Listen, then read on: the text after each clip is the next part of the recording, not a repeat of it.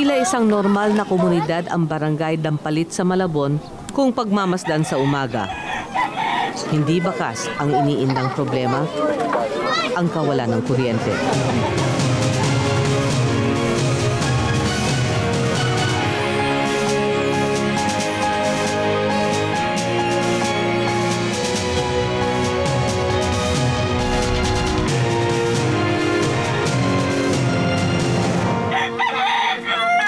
Nakakalaro sila. Isa si Aling Rosalinda sa mga unang residente sa Dampalit. Kwento niya dahil malayo at liblib ang lugar, hindi raw sila naaabot ng linya ng kuryente.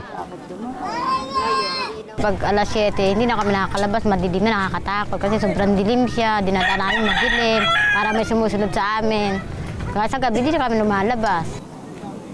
Isang malaking sorpresa sa kanila nang makatanaw sila ng konting ningas ng ilaw. Taong 2013 kasi nang makabitan ng streetlights ang kanilang daanan. Ang mga ilaw rito gawa sa plastic solar bottle lights o mas kilala sa kanilang lugar sa tawag na Liter of Light. Ang Liter of Light ay isang proyekto ng My Shelter Foundation na naglalayong makapagpailaw ng milyong kabahayan sa mga malalayong lugar ngayong taon gamit ang plastic solar bottle light. Same din siya, meron din siyang LED bulb, tsaka may baterya din sa loob. Tapos merong maliit na panel. So ito yung naging old version kasi siyempre nagbabago yung technology. So sa ngayon, ang ginagawa na nila is nagsiship na sila dun sa medyo malalaking baterya. Yung motorcycle battery. Tapos gumagamit na sila ng medyo malalaking ilaw para nang sa ganon yung liwanag mas maganda. Although ito talagang pinakikinabangan pa rin naman hanggang sa ngayon. Ang enerhiya mula sa araw ay hinihigop ng solar panel upang mai-charge ang dalawang AA batteries na nakapaloob sa aparato at saka didirekta at magpapailaw sa LED bulb. Kahit kakapiraso lamang ang ilaw na ibinubuga ng boteng ito, malaking ginhawa raw ang hatid nito sa mga kabahayan. Ang utak sa likod ng mga bote ng ilaw, si Ilac Diaz. Kwento ni Ilac, sa murang edad pa lang, batid na niya ang malaking problema sa pagpapanumbalik ng kuryente sa mga lugar na tinatamaan ng kalamidad. Ano yung tinatawag na relief drive? Sasandok ka ng 3 kanin, lalagay ka ng delata, 3 kandila, tapos ibabalot mo. Tapos next year may isa pang typhoon, tapos yun rin ang gagawin mo. So, pagkatapos ng ng many years namin ginagawa yan, lagi ako nagtatanong sa tatay ko, yan lang ba ang pwede nating gawin sa mga nasalanta? Is magbigay ng kandila, magbalot ng mga bag ng plastic, yan lang bang pwede? At ibig sabihin, taon-taon kong ginagawa pero wala namang pagbabago. So ito yung mga tinatawag na portable lang. Bagamat nakapagpalagay naman daw sila ng mga solar lights na galing pa sa ibang bansa sa mga bahay na nasa lanta, napansin daw niyang madalas pumapalpak ang mga ito. Yung pinaka-point doon is hindi alam ng tao na lahat ng mga malilit na solar na to is tinatawag na designed to fail. Para maging negosyo yan, dapat makabenta sila ulit sa susunod na bagyo. So, may nasisirang pyesa, nauubos yung baterya. So, bawat bagyo, kahit nagpasok kami ng container load ng mga solar light, pinagbibigay nila, short time lang yun. Pag nasira yun, tatapon mo, tapos bibili ka ulit. Imbis na mag-import pa, ay dito na lang gawin ang solar light. Tutal, kahit sino naman pwedeng turuan gumawa. Gusto namin mag-outreach sa mga eskwelahan. Bawat isang Pinoy, especially yung kabataan na yun, dapat maging tinatawag na requirement na kaya nilang gumawa ng sariling solar light. Especially this year, is magkakaroon tayo ng napakagrabing mga brownout, blackout, is kailangan na ng mga tao, imbis na maghintay sa isang foreign donor o investor na kailangan na gumawa ng isang power plant, kailangan may grassroots na tayo. Ibig sabihin, bawat mayor, barangay, is meron ng project upang turuan ng mga tao na hindi nandun naghihintay ng kuryente na dadating. Pero sila mismo, kaya nila sa kanilang mga kamay na gumawa ng solar product. Naniniwala si Ilak na sa pagdami ng mga Pinoy na tatangkilik sa paggamit ng solar power, panahon lang ang kakailanganin para tuluyang mapalago ng bansa ang sarili nitong solar industry.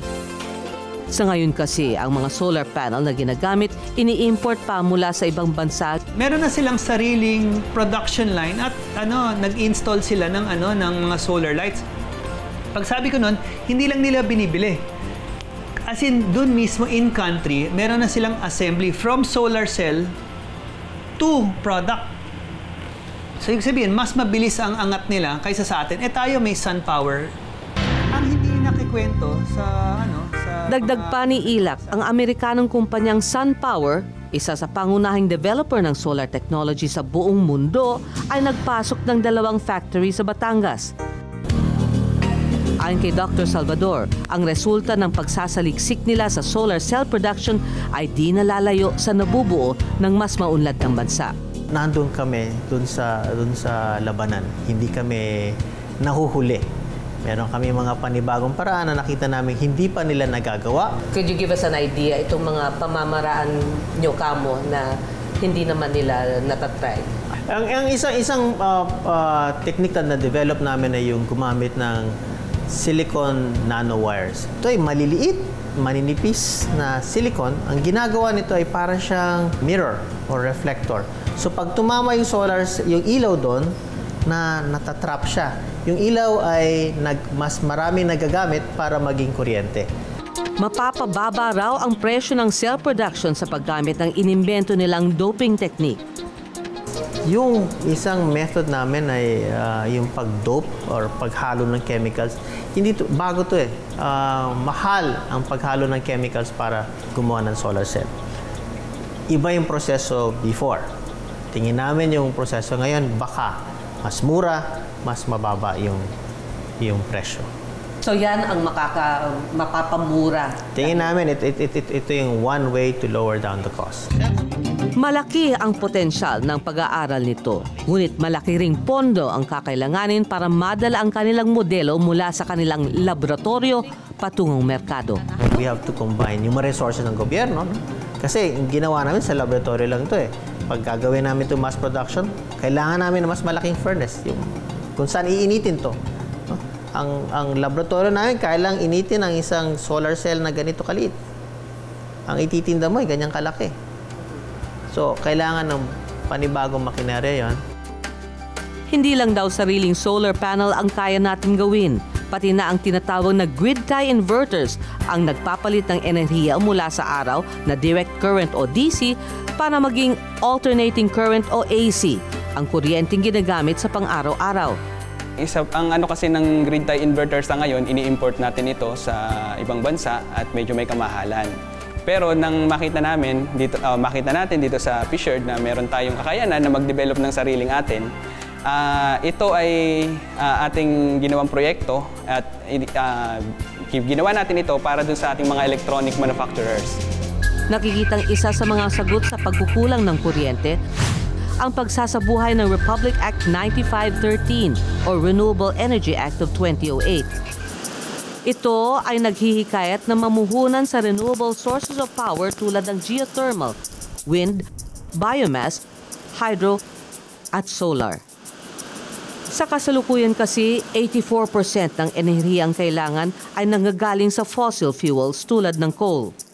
Ito ay non-renewable energy source na responsable sa 35% ng global greenhouse gas emissions na siya namang sanhi ng global warming.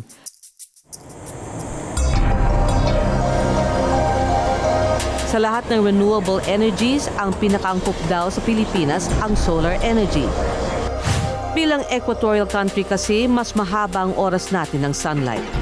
Mariing isinusulong ni Secretary Jerry Copetilla ang paggamit ng solar energy.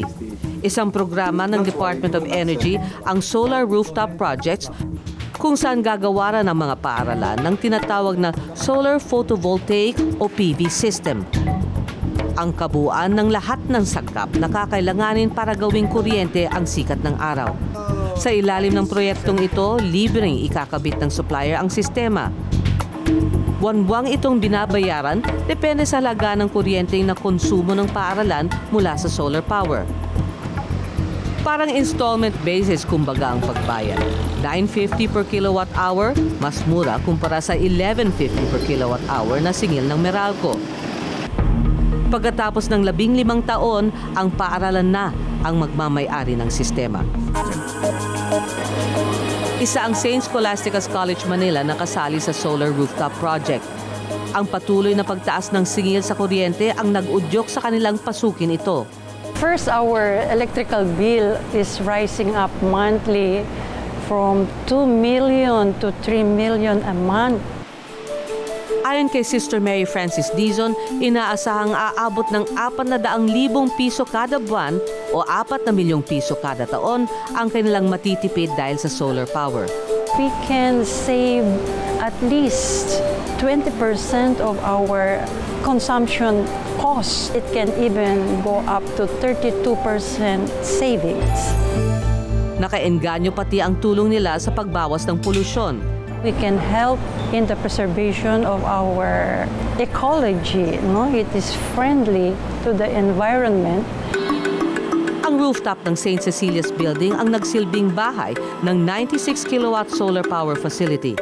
The condition is that our building should be able to hold the panels that could really catch the light of the sun, because other buildings, the shade will not generate so much energy.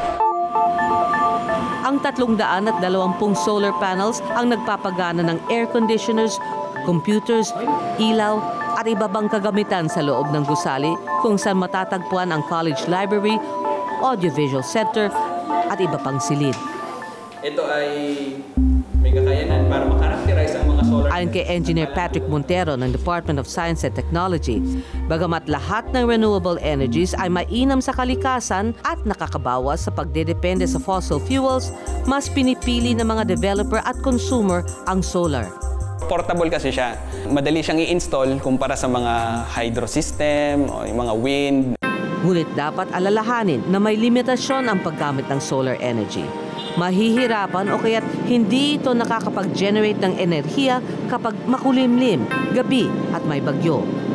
May mga storage system naman tulad ng ginagamit sa Liter of Light projects, pero maliit lang ang kapasidad ng baterya ang ginagamit. Dahil nakadepende ang solar panel sa sinag ng araw, nararapat na ipwesto ito ng mabuti. Aalamin mo rin yung positioning ng solar PV mo. Meron pa mga puno sa paligid niyan, may mga shading, and then prone ba yan sa corrosion. Kailangan din pangalagaan ang solar panels. Ang solar panel, kapag nailagay mo yan sa mga lugar na mga medyo may moisture, nagkakaroon ng fungus. Yung fungus na yon, mabablock niya yung sunlight. So, hindi ka makakapag-generate ng enough na kuryente. Pero buo ang loob ni Engineer Montero na kapag naiintindihan ng consumer ang katangian ng solar PV system, sulit ang pag-i-invest dito. Good manufactured na solar PV can stand with hanggang 23 to 25 years. Yung solar PV itself, ang nailalagay mo sa iyong bahay, in good condition, considering that you install it in a good condition, in a proper way, with proper maintenance. So, dapat maging maingat tayo na tingnan natin yung mga ganong aspeto para kapag maglalagay tayo ng solar PV o solar installation sa ating bahay, kampante tayo na ito ay nasa standard, ito ay dumaan sa pagsusuri ng government. Solar is an idea whose time has come. Kailangan na po talaga ng widespread application ng solar energy sa Pilipinas.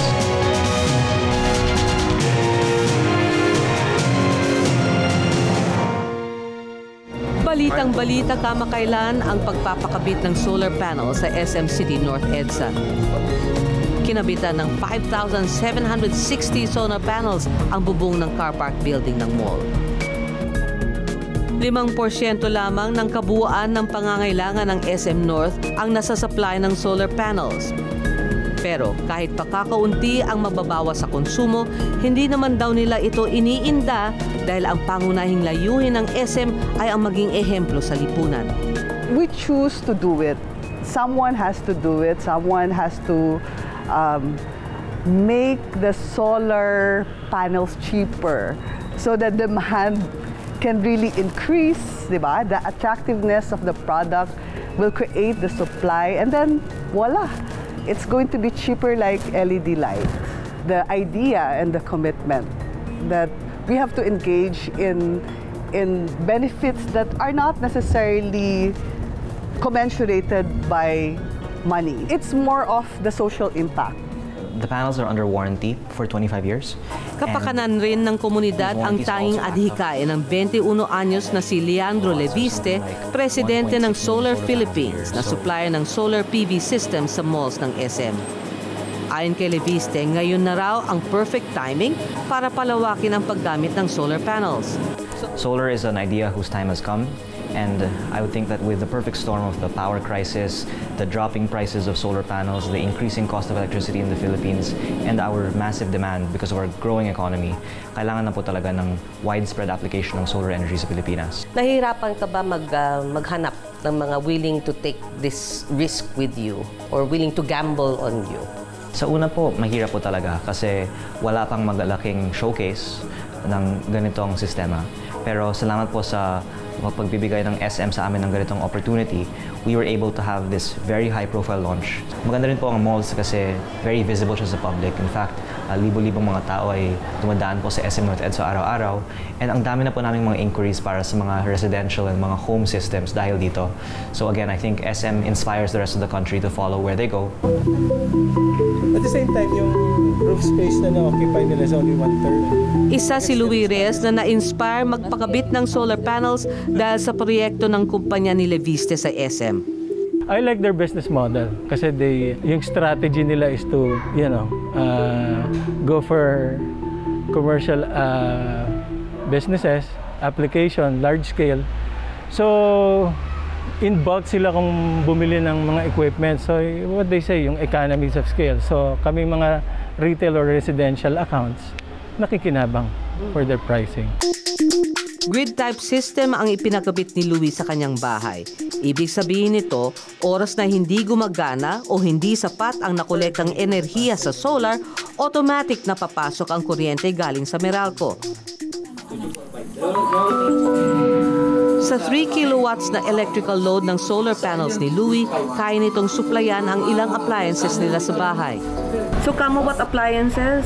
It can run an aircon? Well, it can run a 1.5 to 2 HP aircon during the day, a small and a large refrigerator. We have a 1 HP water pump. And on weekends, where our laundry people they come over, so we run the washing machine at saka yung plancha. Ang dating 12,000 pisong singil sa kuryente ni Louis kada buwan, bumaba raw sa 6,000 piso. Pinapaanda rin ng solar power ang bahay ni Mike de Guzman, may-ari ng Solaric Corporation, distributor ng solar panels. 80% ng source ng kanyang power ay galing sa sikat ng araw. Before solar, my electric bill, I have a lot of people kasi in my household. Tapos we have pool pump, tapos halos 24/7 yung aircon because we have a baby, lola, etc. Our electricity rate was about 26,000 a month. Now I just got my bill for last month is 6,754 pesos. Ayon sa Renewable Energy Law, obligado ang kahit na anong distribution utility na magpatupad ng net metering mechanism para sa mga proyekto tulad ng solar PV systems. Sa ilalim ng net metering, kailangan ng distributor na bilhin ang sobrang na-produce na kuryente ng solar, pero imbis na bayaran, binabawas na lang ang halaga nito sa electric bill ng customer. Isa sa paghahanda namin to implement the net metering program, nagtayo kami ng sarili naming solar PV facility sa compound. So, ang pinapower niya, canteen, na pag ginawa ba ito ng customer namin, meron kaming sarili namin sa own compound namin na napag-aralan namin. This is the default setup, the 2-meter setup. Para masiguradong hindi pagkakitaan ng pagbenta ng kuryente sa distributor, mas mababa ang presyo ng pagbili ng Meralco ng kuryente kesa sa presyo na sinisingil sa customer nito. Pero pag amin ni Riodica, bagamat pinaghandaan nila ang pagsapit ng net metering, hindi pa raw gaano kaplansyado ang proseso nito. Intindihin din natin na bago itong technology, bago itong mechanism, pati yung mga frontliners namin, inaaral din. So, ang naobserbahan namin after pagkaraan ng 1 taon na pag-implement bumibilis na ang proseso kasi natututo na kami. Ang ugat ng problema, nakadisenyo ang infrastruktura ng Meralco para maghatid lamang ng kuryente, hindi para tumanggap. Kaya naman, masalimuot na proseso ang kailangan pagdaanan bago makabitan ng net meter. Kailangan siya ng what we call a distribution impact study o technical evaluation na yung bang mga equipment akma ba dun sa interconnection standards. Kasi we would like to protect our system and pati rin yung mga pag-serbisyo namin sa ibang customers na walang disturbance. So yung mga voltage, yung mga frequency, dapat akmayan doon sa standard namin. May kabayaran ang evaluation na to, ha? Gaya rin ng dagdag bayad para sa dagdag trabaho sa pangangasiwa ng Meralco sa net metering. Meron kami expenses, additional costs para i-serve yung customer na yun. Unang-una, papalitan namin yung metro niya na single, magiging dalawa para mababasa namin yung flow of electricity, hindi lang papunta sa kanya, pati yung daloy ng kuryente na palabas sa kanya. So may additional expense, asset kami for that meter. Tapos meron din kami additional cost of reading that meter. Kasi buwan-buwan, binabasahan yan. Imbis na yung meter reader namin, isang metro lang babasahin, dalawa na yung babasahin niya. Pati doon sa billing namin, humahaba. So we collect incremental charges doon sa monthly bill niya. Pero ayon kay Rayodica, pagsubok man na ibahin ang matagal ng sistema ng distributor, magresulta man ito sa pagbaba ng kanilang kita, buong pusong tinatanggap ng Meralco ang pagbabago. Ang ating energy mix are already about 30% renewable. Yung sa tubig, sa hydro, no? Ang kagalingan o sa geothermal. So, we are in fact one of the highest in the world in terms of energy mix sa renewable energy.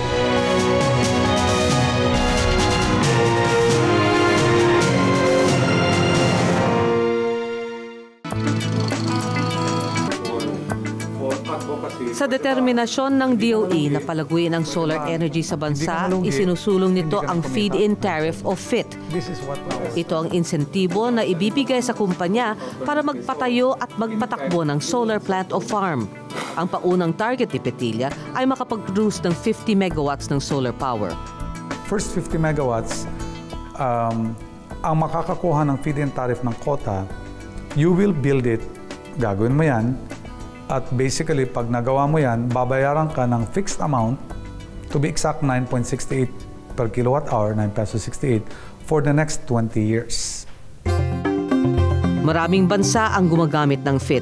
Sa karanasan nila, kailangan daw ng mas mataas kesa sa presyo ng fossil fuel ang pagbayad sa renewable energy. At kailangan na maggarantiya ang presyo sa pangmatagalan dahil ito lang daw ang paraan para mahikayat pasukin ang baguhang industriya. Bakit naman natin tinutulak ito mas mahal to? Because we need to keep a balance. Hindi naman po pwedeng puro na lang tayo coal dito. Hindi naman puro diesel na lang tayo. Kailangan pantayan natin ang renewable energy because we don't import sun. Kaya lang kung paglalabanin ko ang solar, ang wind at saka ang coal, sa presyo talo talaga. Pero sa environment, panalo naman. Kaso, ang pagbayad sa insentibo na yan ay paghahati-hatian ng lahat ng konektado sa electrical grid. Pero may ilang organisasyon ang umalma sa pagpapatupad ng FIT. We are against the subsidy taken from us consumers just to guarantee their profits. With no auction, with no competition. This one's really... Yeah, it's been 10 years already. Si Calixto Chiquiamco ay presidente ng Foundation for Economic Freedom na kinabibilangan ng mga pinakatanyag na ekonomista ng bansa. Hindi daw tutol si Chiquiamco sa renewable energy. Kundi, tingin niya di dapat na puwersahang isulong ng gobyerno ang solar na di kasing tatag ng hydroelectric, geothermal o biomass. Ang ating energy mix are already about 30% renewable. Yung sa tubig, sa hydro, no? Ang kagalingan o sa geothermal. So, we are in fact one of the highest in the world in terms of energy mix sa renewable energy. Tayo mga 30%. Bakit pa tayo ang magsasubsidize nitong renewable energy developers na to? Kung ituloy man ang FIT, Dapat daw ay dumaan ito ng bidding bago piliin ang presyong igagarantiya. Sino yung pinakamababa makakapagbigay? I-award natin sa kanya. Ba't natin sasabihin 968 na?